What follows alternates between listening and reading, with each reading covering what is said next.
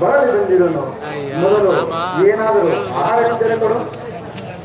ಪರಮಾತ್ಮ ಸಕಲ ಲೋಕಗಳನ್ನ ತಮ್ಮ ಉದರದೊಳಗಿಸಿಕೊಂಡು ಸಕಲಾಚರ ಪ್ರಪಂಚ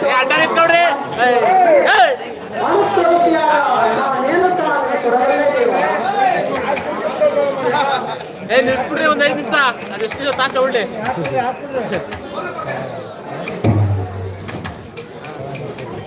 ವಿದುರ, ನಾನೇನೋ ಕಾರಸ್ಥವಾಗಿ ಆ ದುರ್ಯೋಧನನ ಬಳಿಗೆ ಹೋಗುತ್ತಿರಲು ನಿನ್ನ ಭಕ್ತಿ ಎಂಬ ಪಾಠವು ಅಡ್ಡಲಾಗಿ ಬಂದು ನನ್ನನ್ನು ಹಿಂದಿಯವರೆಗೆ ಎಳೆದಂದಿತು. ನೀನೇನು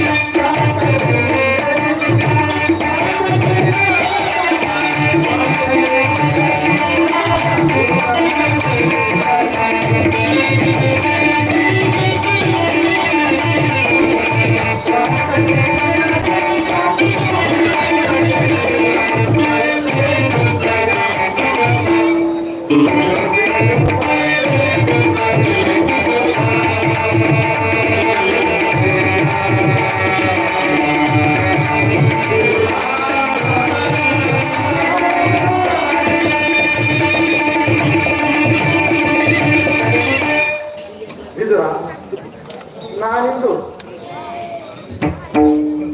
ವಿದುರ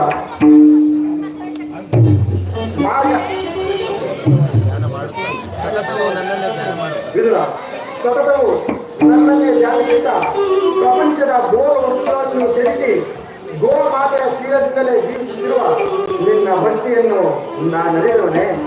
ಏನಾದರೂ ಆಹಾರವಿದ್ದರೆ ಕೊಡು. ಪರಮಾತ್ಮ, ನನ್ನಲ್ಲಿ ಗೋಮಾತೆಯ ಕ್ಷೀರವಲ್ಲದೆ ಬೇರೇನು ಇಲ್ಲವಲ್ಲ? ಏನು ಕ್ಷೀರವೇ?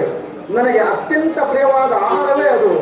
ಹಿಂದೆ ಕುಚೇಲನು ಭಕ್ತಿಯಿಂದ ತಂದಿದ್ದ ಅವಲಕ್ಕಿಯ ಸಾರವು ಈಗಲೂ ಸವಿದಂತಿದೆ.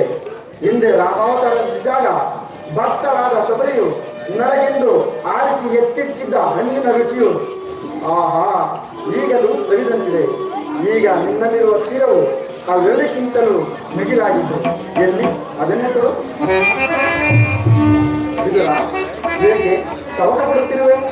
ಪರಮಾತ್ಮ, ಈಗ ತಾನೇ ಇದ್ದ ಕ್ಷೀರವನ್ನೆಲ್ಲ ಸಮರ್ಪಿಸಿ ನಾನೇ ಪಾಲು ಮಾಡಿದೆಯಲ್ಲ. ಏನು ನನಗರ್ಪಿಸಿದೆಯಾ? ನನಗರ್ಪಿಸಿದೆ ಇದ್ದ ಮೇಲೆ ಸ್ವಲ್ಪವಾದರೂ ಸೇರಿರುವುದಲ್ಲ. ಎಲ್ಲಿ ಅದನ್ನೆಂದು